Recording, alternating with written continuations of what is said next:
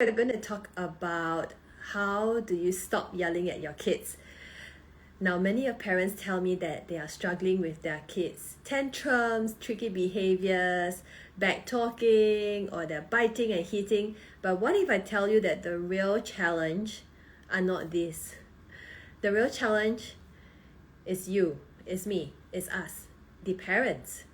How do we manage our own emotions in response to these tricky behaviors? So this is what I hope to help you with today. All right. Yes, yelling is a big one for many of us, and I hope that today's session will shift your mindset a little and move you away from yelling, because there are other things that you can do to stop yourself from yelling at your kids. All right. So yeah, we are going to get you to firstly share with me. So today will be like a kind of reflection exercise. So you should be busy typing, okay? Because the more you tell me, the more you type and share, the more you are rewiring your brain. So my first question to you is, what are your triggers? Take some time. I hope you are at a place where you can relax. Okay, type in what is your trigger? What is your biggest trigger? Okay. All right. Okay. While you type, there's one really good question by Einstein. She said, what if it's something dangerous your child is attempting to do? Now, this is what I will answer in today's IG Live. What if your child is doing something dangerous? Do I still yell at my child? My short answer is yes, you yell. Okay? All right. Lying.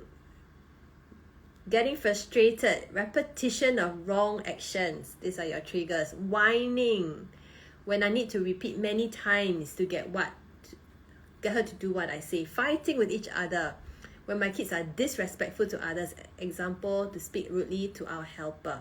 Okay, not eating or keeping food in the mouth when they don't listen to me, when I feel unseen. They refuse to listen. They know they're in the wrong, but they still do it and they smile. Oh, that's very triggering. Not listening when I tell them to do something. When my child whines, when he starts talking back and being rude, not listening or responding. When I said something repeatedly, whining, stubborn to listen, testing boundaries, noise, when the child doesn't listen to you, always fighting for the same toys. Exactly what I experienced today, Stephanie. The kids were fighting over one Lego crystal. Yeah. Crying over all the things, taking too long to eat, keep repeating, testing my patience, shouting randomly, talking loudly. My daughter is not serious during online school. Okay, so I roughly get your triggers, and we're going to make use of what you have just typed out to go through this exercise later on in the IG Live. Okay, so firstly, what is yelling? Now, when you talk loudly and firmly to the child, we don't consider that as yelling. When we say yelling, it's the uncontrollable shouting and screaming that comes up from you, that you're not able to stop yourself. So you start yelling at the kids. So this is what we term yelling. Let's look deeper. Why do we yell?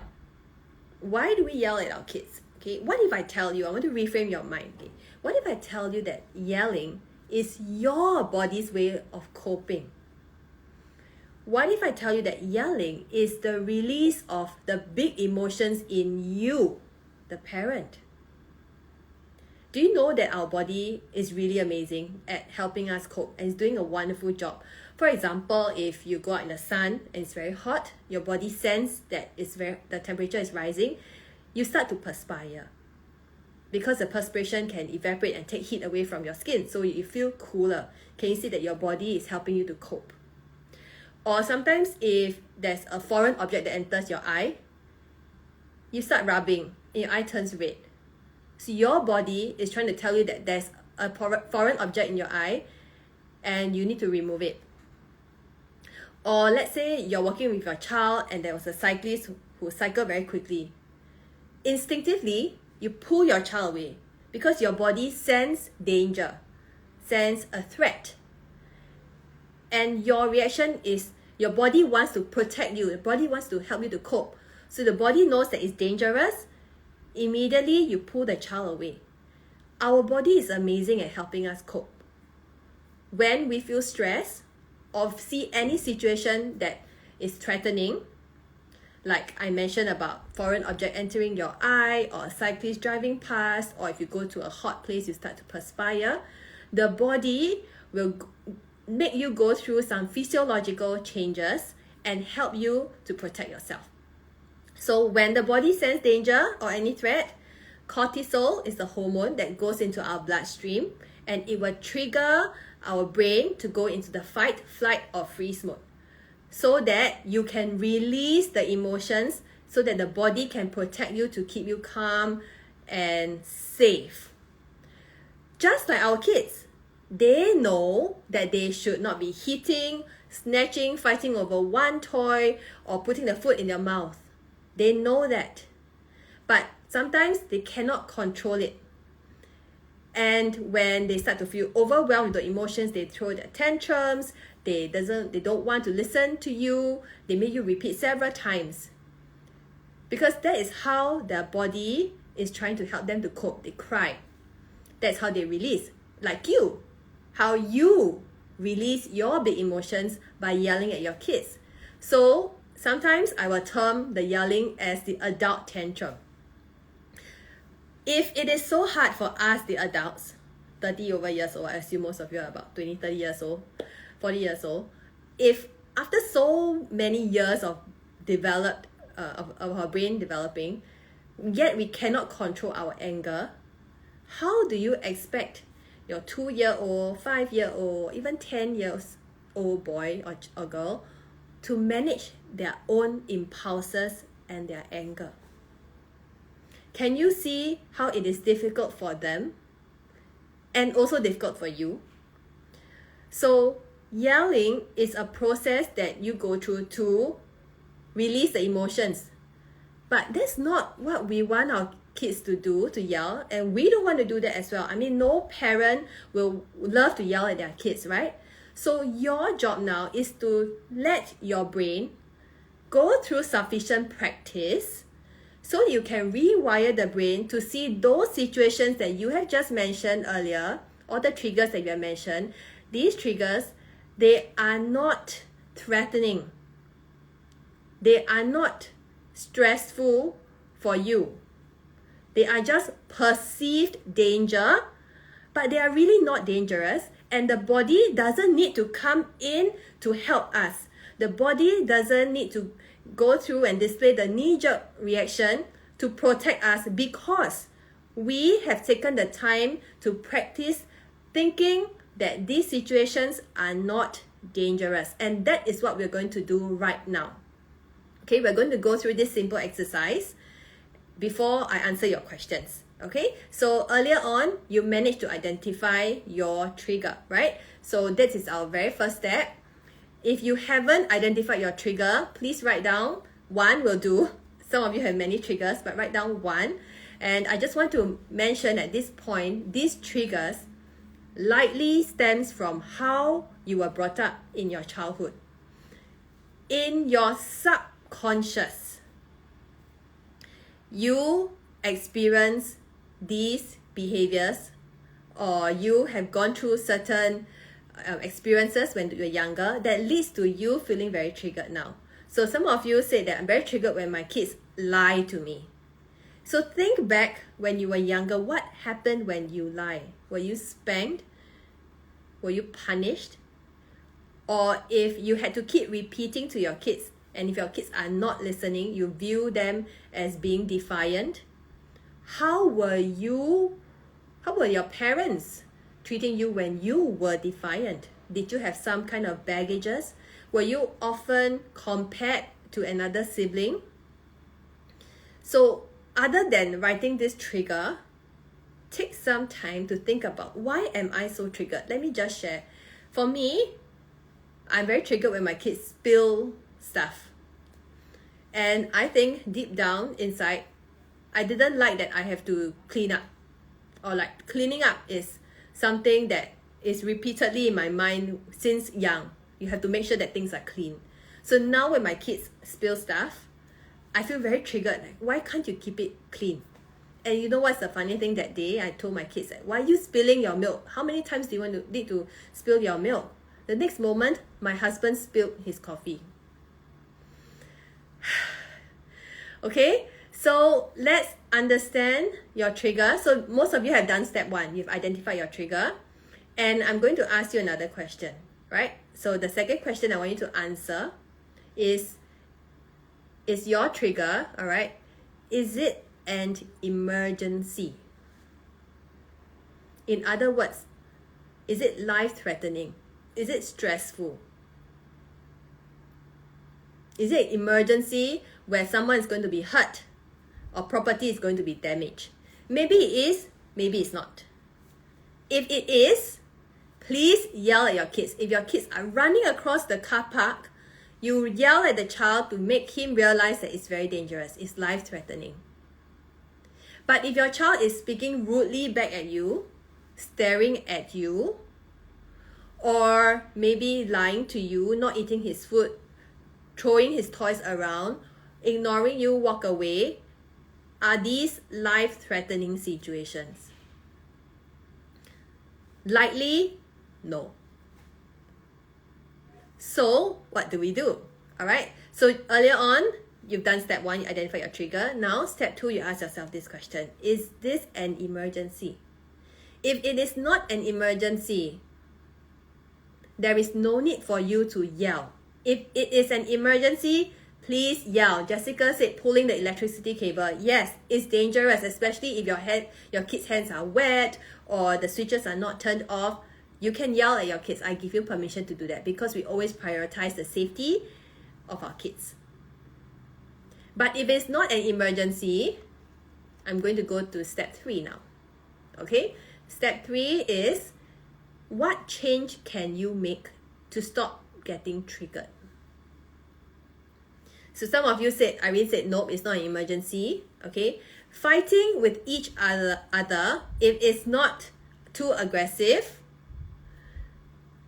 then they can solve it on their own. It's not an emergency. But if you can see that they're hurting one another, yes, you have to pull them apart. You don't have to necessarily yell. You can pull them apart just to keep them safe. Okay? About to touch the public restroom toilet. Okay, maybe to some of us, this is a form of emergency because of the virus going on now. Yeah, okay? But after the situation, you definitely want to process it with your kids. So I hope you see what I'm trying to do here. Okay, I'm trying to get you to think about your own situation. Ask yourself, do you need your body to help you to cope by yelling? Or can you solve the problem? And that's why step 3 comes in. So step 3, I want you to talk to your kids, maybe tomorrow or later, about how we can solve this problem so that you don't get triggered. Which what essentially I'm doing is to help you to put a gap between your trigger and your response. So this is what you're triggered about, okay? Most of the time, your body helps you to cope, your body protects you, and your reaction just comes in and ask your child to stop. You yell at your child, why are you lying to me? I know you ate the chocolate. Look at your mouth, you have chocolate stains on your mouth. But what I want you to do is to widen the gap. My child is lying to me. I see chocolate stains. I remember Justine asked me the question, is this an emergency? No, it's not an emergency. Okay, calm down. Then you respond. What happened? Solve the root cause of the problem. Step 3, which is to help engage the child and solve the problem. The child wants to eat chocolate ice cream, but this is not the time. And you have always said no. So maybe you can solve the problem by getting the child to discuss with you when is a good time to eat the chocolate ice cream. Okay? Alright, let me give another example. I'll use some of your examples here. Let's say refusing to wake up, Joanna said. Okay, so that is our trigger, right? Step 1, we know when the kids refuse to wake up in the morning, we're going to be very triggered. So that is your trigger. Now, tomorrow morning, when the kids refuse to wake up, I want you to insert a gap between your trigger and your response. Okay, wait. They refuse to wake up. It's not an emergency. All right. I can do it. I can speak calmly. I can ask them, why is it so difficult to wake up? And solve the problem. Maybe they need to sleep early. Maybe they need to get an alarm clock. Maybe they need you to spend 1 minute with them before they get out of bed, which is what I do. I'll spend 3 minutes in bed before we get the kids up. So I essentially push our waking up time a bit earlier, so they wake up on a happier note. There were times when I actually played music when they refuse to wake up, and it lightens the whole mood. Sometimes I sing a song. So what are the solutions you can think of to help your child so that you don't get so triggered? Okay, next, we have taking too long to eat. Alright, taking too long to eat. So that's your trigger. Every meal time, you feel very triggered. Now, for the next meal time, think about step 1, your trigger, right? Your trigger is that they're taking too long to eat. That's your trigger. Insert a gap first. Okay, I don't have to nag, I don't have to scream, because it's not an emergency. I need to tell my body that, hey, Mr. Brain, you don't have to help me, I know what to do. So you are the confident parent, and you respond to your child. Why is it taking so long to eat? I wonder what I can do to help you. Do you think it helps if we put a visual alarm? Or do you want me to play a song so you can chew according to the beat of the music? Or do you want me to cut the meat slightly smaller so that it's easier for you to chew? So that will always be solutions to help your kids. Okay? Right, let me go through some of your questions. Jia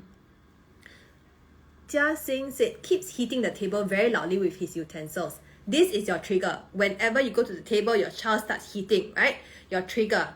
Think about today's live session. Is this an emergency? Will the table break? Will the child be injured? Okay, no.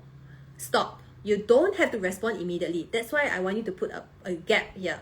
Then you respond to your child. Wow, you're making music.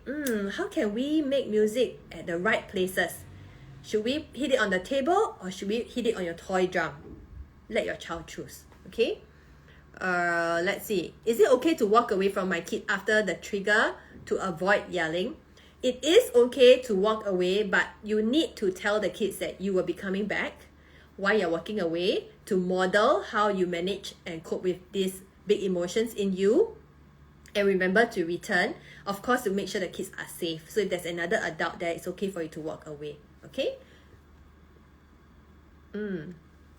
Let me see. My son likes to put things in his pocket, especially from school. Told him many times cannot anyhow take things that does not belong to him, but he's persistent and can be demanding over toys he's playing with.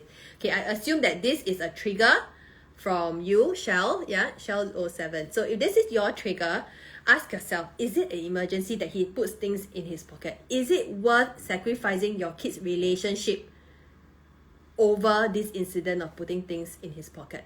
Chances are no. I always encourage you guys to prioritize a relationship.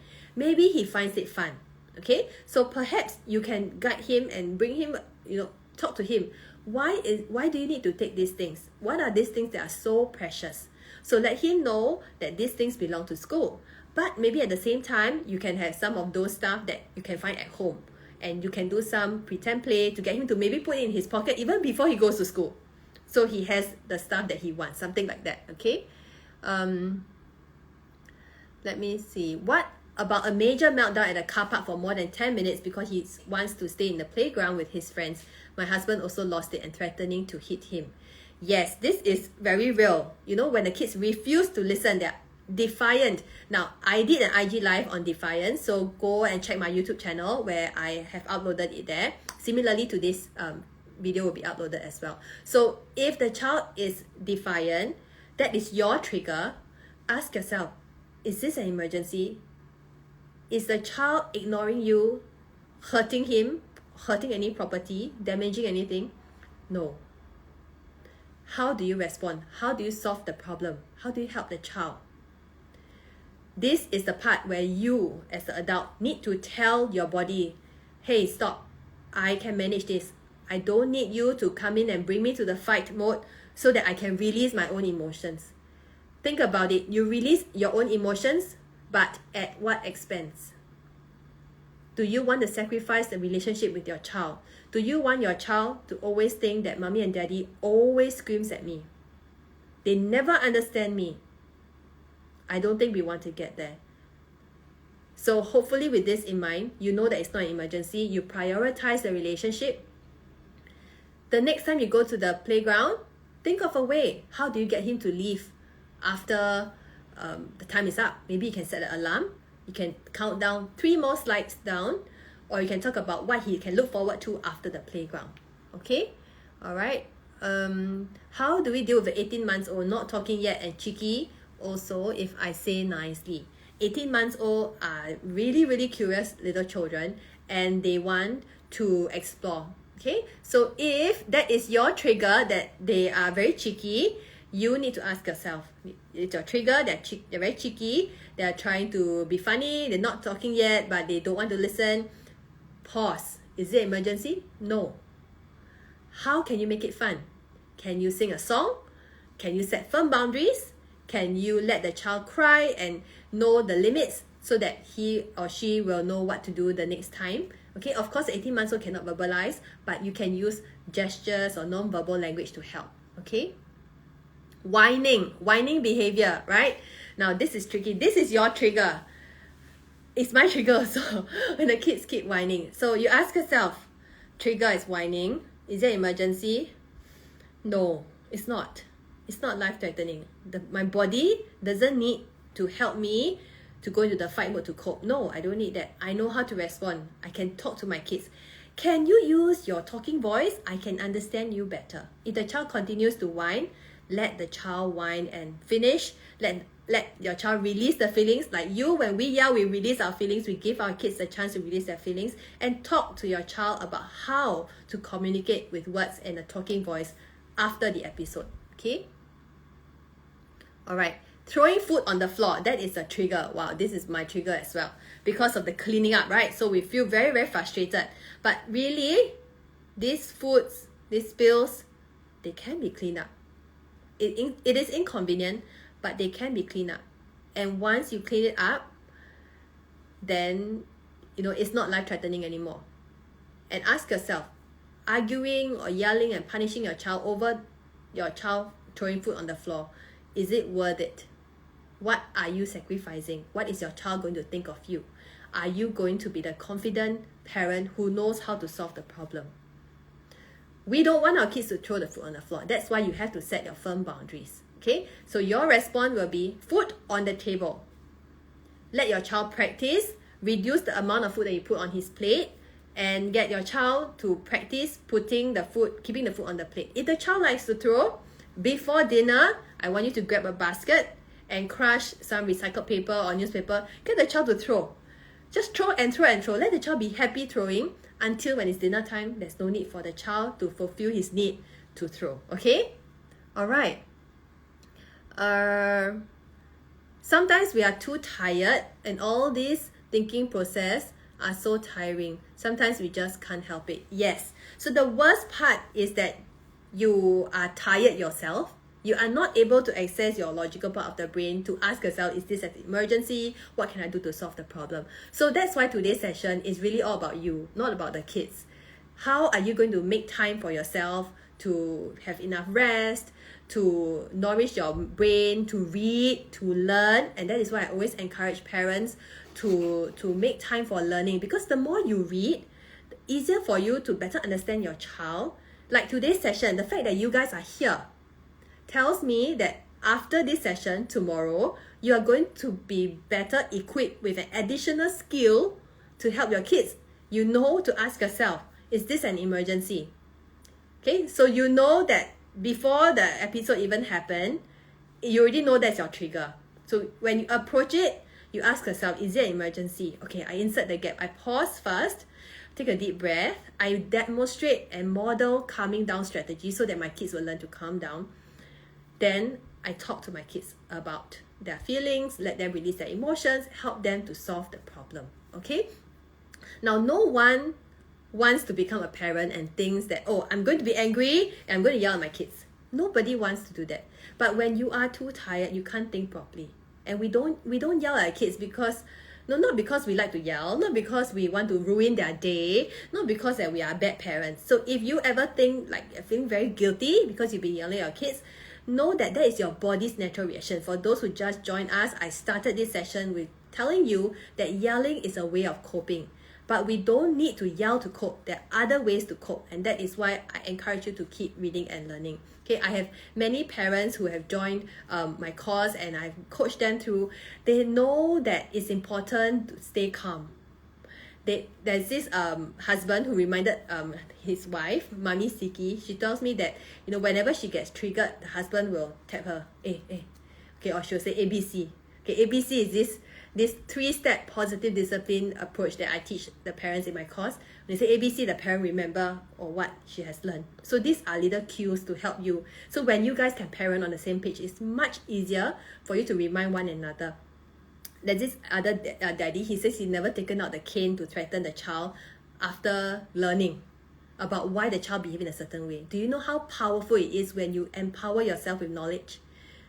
Then you know that, oh, I don't have to do that, and then you get reminded of it. You know, it's much easier for you to respond, to widen that gap. But if you are always falling back on your bad habits of when you see a trigger, your knee-jerk reaction comes in, you will always be in this cycle. And at the end of it, the relationship will suffer. So I encourage you to pause, ask yourself, is it an emergency? If it's not, let's work it out. There's no need for you to react. No need for your brain to bring you to cope by yelling or screaming or punishing. Okay, it is hard. Guys, even when I'm telling you this, there are times where I lose it as well. So I'm human. You are human. There's no need to feel that, oh, if I yell, I'm a bad parent. Please don't ever do that. Okay, because you are also learning. Your kids are also learning. So have compassion for yourself and have grace for your kids as well. Okay? So I hope that after this session, you will make time for learning, to read books, listen to podcasts. I am bringing in another group of parents if you want to continue learning how to rewire your brain, how to stay calm. Okay, you need a lot of reminders from others. Then I welcome you into my course. It's not open yet though. If you have any questions, you can ask me. But I just want to encourage you guys. So even if you're not joining the course, it's fine. But make sure you have books. I have lots of parenting books behind me. I make sure I read at least twice a week. And I even write down what I learned. Remember, I even have post-its. I put it on my wall. If you join my Noya challenge, I actually got you to write this post-it, pause and breathe. And this parent actually wrote, is this an emergency? She pasted it on the refrigerator door. And she every time she walked past the kitchen, she see that note and she tells herself, okay, I don't have to yell. I can solve the problem. A lot of times, the outcomes of the tantrums, the meltdowns, the lying, the throwing food gets better because you, the parent, is able to calm yourself down and that you don't throw the adult tantrum. Okay? So learning to parent in a very different way that you were brought up, it's not going to be easy. It's just like if you are going to practice play a piano, you're going to practice the scales, right? Or you kick football, you need to do the drills. So it's the same thing. I don't want you to feel defeated. I want you to take baby steps to keep nourishing your mind and with knowledge, with tips, and surround yourself with people who are encouraging you as well. So it's so important that you and your partner can do it together. I've seen many parents and transform many couples. Now they're so much closer because they're finally speaking the same language. Okay, all right. So let's see. Working and ensuring the child is doing what he's supposed to do. Usually have to keep repeating. Now, if you find yourself repeating after your kids, maybe they are used to you nagging, so they will just wait for you to nag before they take action. So instead of nagging, okay, tell yourself it's not an emergency. Sit with your child. What can I do to help you remember to do your work? Mommy and daddy don't want to repeat anymore. We just want to say once. Okay, so make sure that they are looking at you in the eye before you give your instructions. Any tips on teaching our children to use the talking and quiet voice? My 3-year-old talks like he has swallowed a loudhailer. That's really cute. Okay, cute now, but maybe not at the moment. So when the child is talking really loudly, this is activity I just shared with Lionel. Lionel is one of the daddy in my course. I taught him how to go through the different voices with his girl. So there can be the loud noise with the higher decibel. Okay, there can be the talking voice and there can be the whispering voice. So instead of using these terms, we change it to animals. So you can get your child to try to talk with the dinosaur voice, so it's really loud. Then you can get him to try to use a talking voice, or you can use a mousy voice. okay, or a library voice. So it really depends on how you want to phrase it in a fun way. So because kids respond with a lot of their emotional brain rather than their logical brain, they won't understand that, there's a baby in the house, they need to keep quiet, or to go to the library, they need to be quiet. They cannot think through with their logical brain yet. So we try to make it fun. And yeah, so try out these 3 voices. So when things really happen, let him know that, oh, I can hear you better when you use your talking voice, or you can use your, I don't know, maybe Paw Patrol voice. Okay? Anything that as long as the child can relate to. Okay. How do you make a 3-year-old realize her wrongdoing and make an apology? A 3-year-old is not capable of thinking for others. So the part of the brain responsible for empathy is not developed yet. So your 3-year-old will not be able to sincerely apologize, but you can still teach her. So we don't want to make our kids apologize by forcing them, because they don't know that their actions can affect others. What you can do is to help her, to give her steps what she can do. So for your 3-year-old, you can let her know that you should not push your little sister. Can you massage her leg for her, or can you give her a hug? So these are ways for the child to make the other child feel better. So one phrase I always use is, how do you make so and so feel better? Okay, all right. Yeah, Christine said your session is very encouraging. Yes, please go and do your reading. Parenting can be learned, and know that you don't have to parent the way you were parented. So it doesn't mean that the way you were brought up is how you're going to parent your next generation. It's not that you're being disrespectful to your parents. It's just that with the research and knowledge, you are more educated, and you know what kind of strategies you can apply to help your kids, simply because you understand how they develop. Okay. How do you talk to children who are being rude? Yeah, so that's your trigger. They're being rude. It is my trigger as well when they are rude. Okay, I need to really stop responding. So that's the gap. Breathe, calm myself down. Before I will talk to my kids. Tell me what happened. Tell me more. Because when they are talking to me, they are also calming down and I'm listening. So it helps me to refrain myself from screaming. Okay? They don't seem in the right mind frame to be corrected, then don't try to correct them at the moment. Sometimes when we are so angry and the husband comes in and say, okay, can I give you a hug? I'll be like, no, I'm very angry now. Can you give me my own space? It's the same thing for kids. They need their own space as well. Okay? Is it threatening to say, okay, I'm going to say this for threatening last time in order not to repeat and nag? I'm going to say this for the last time. No, okay, so you can let the child know that I'm just going to say this once, and the child should be listening to you. Okay, please recommend books. Yeah, if you follow my IG account, there are plenty of books. My number 1 book is No Drama Discipline. If you have toddlers, try No Bad Kids. And so it really depends on how old your kids are and what is the problem that you are trying to address. So feel free to go through my feed. You should be able to find some book recommendations. Okay, all right.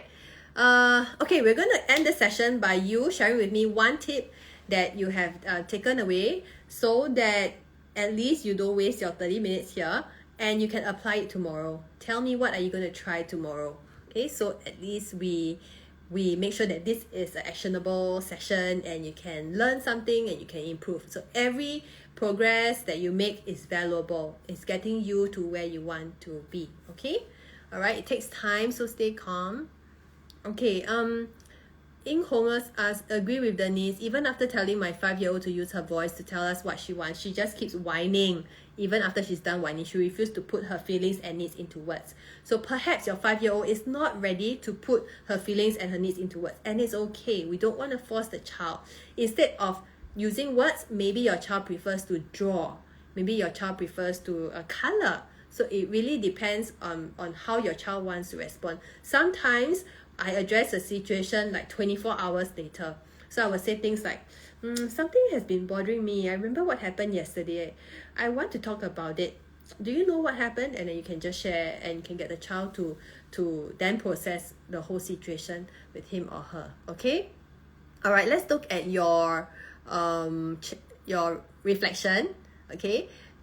Yeah, okay, before that, just to add that if you are keen to find out more and join my community of parents in my online course, From Yelling to Connecting, I'm actually opening a new batch, my 8th batch this year, more than 1,000 parents. I'm so proud of them.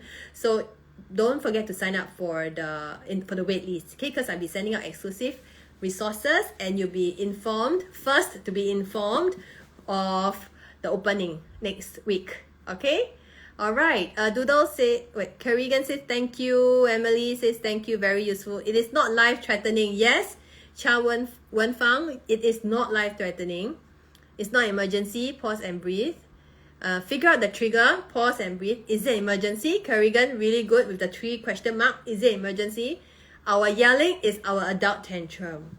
We don't realize it. We scold our kids for throwing a tantrum, but we are the ones who is throwing the adult tantrum to get them to stop their tantrum. Do you see the irony here? Okay? Make a pause between your trigger and your reaction. Yes, pause and breathe. Have a gap between the trigger. Calm down first. Okay? Finding out your triggers and stay calm. Ask yourself, is it emergency? Thank you, Liana. Is this an emergency, Winnie? Yes. Is it emergency, Justina? Yeah. Kerrigan said, kids are modeling. They're watching us. Calm down when your child is eating slowly. Put some music or put a timer. Yes, you can try that. We do not need to parent the way we were brought up. Thank you, J Lai. Stay calm, widen the gap, teach the different voices. Yeah, Nadira. Pause. Is this life-threatening? If not, don't yell. Wait. Okay, calm down and engage. Write down reminder and stick on the wall. This is a good one. Qing Ying Shed. Okay, this is what she will be doing. So I make sure you do it. Okay, just try. You'll never know. Maybe you think that, oh, positive parenting doesn't work. I've been trying a lot of strategies. It doesn't work. But if you don't try, you won't know. And every single step you take, even if you fail, it is an opportunity for you to learn, like what we tell the kids as well. Okay, really needed this. Thank you so much. All right, so have a really good night, and I will see you again next week if you can turn up. If you have further questions, drop me a DM. My inbox is piling up, but I will do my very best to reply as many as I can. Okay, all right, have a good night, and I'll see you. Bye bye.